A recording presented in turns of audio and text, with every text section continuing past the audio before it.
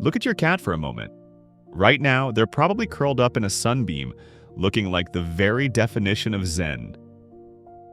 From our perspective, a cat's life is the ultimate dream vacation.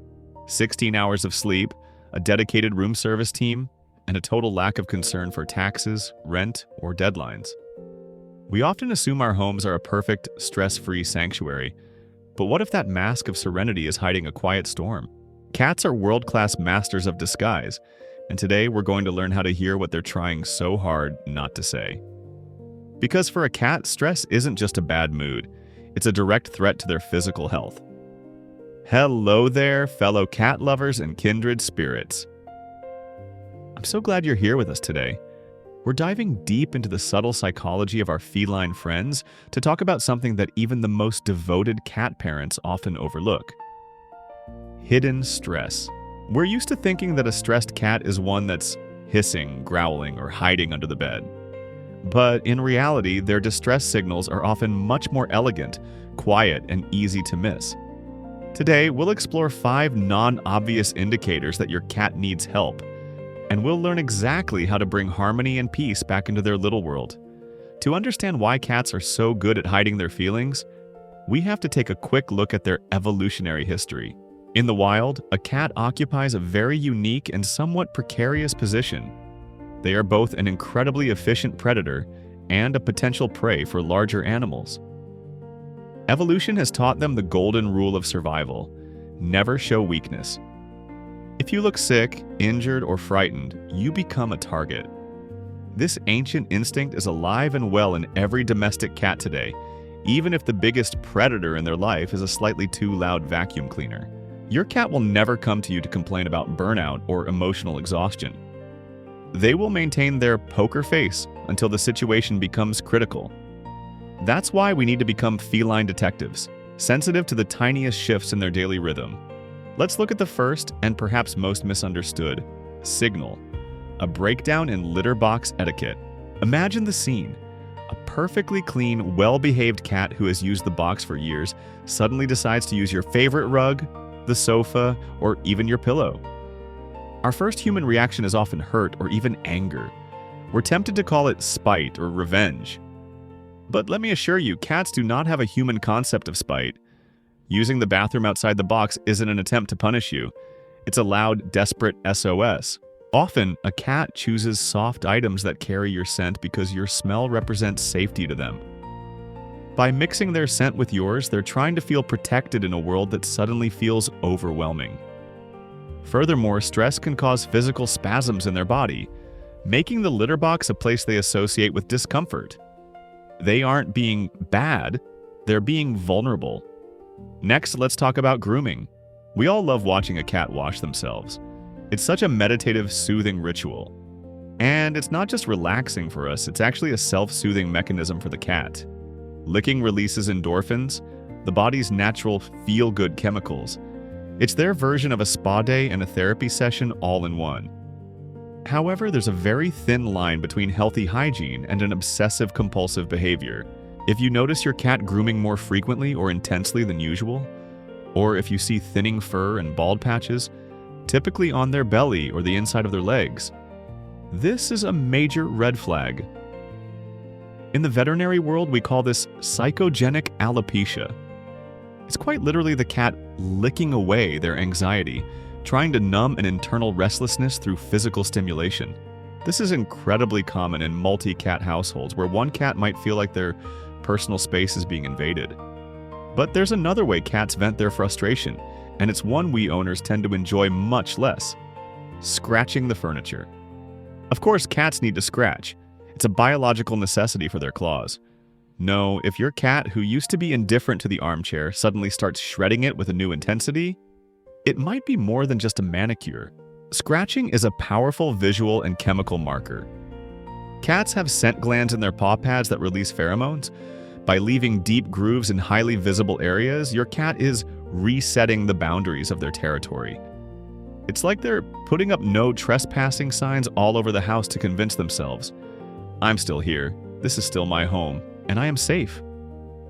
It might look like they're trying to destroy your decor, but they're actually trying to rebuild their sense of security. Moving forward, our fourth point is the architecture of their sleep. Cats are the undisputed champions of napping, we all know that. But stress changes the way they sleep. We usually see one of two extremes. The first is hypervigilance. This is when the cat appears to be sleeping, but their ears are constantly twitching, tracking every sound, and their eyes fly open at the slightest noise. They can't fall into a deep, restorative REM sleep because their internal radar is constantly scanning for threats. The second extreme is lethargy. This is when a cat sleeps almost constantly and loses interest in play, the birds outside the window, or even greeting you at the door. It looks very much like feline depression. If your active cat has turned into a motionless piece of furniture, it's a clear sign that their emotional battery is completely drained. For a creature as conservative as a cat, even a small change like moving a bookshelf can feel like an earthquake. The fifth indicator is, of course, the appetite. For a cat, food isn't just fuel, it's a barometer of their well-being. Any sudden change here should put you on high alert.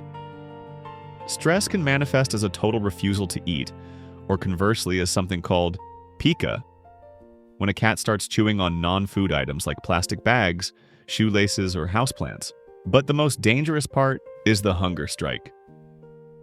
Please remember, cats cannot safely go without food for more than 2 days.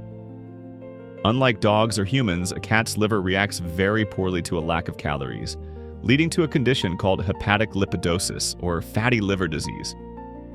This can be life-threatening very quickly, so the old saying, "they'll eat when they're hungry enough," is not only wrong for cats, it's dangerous.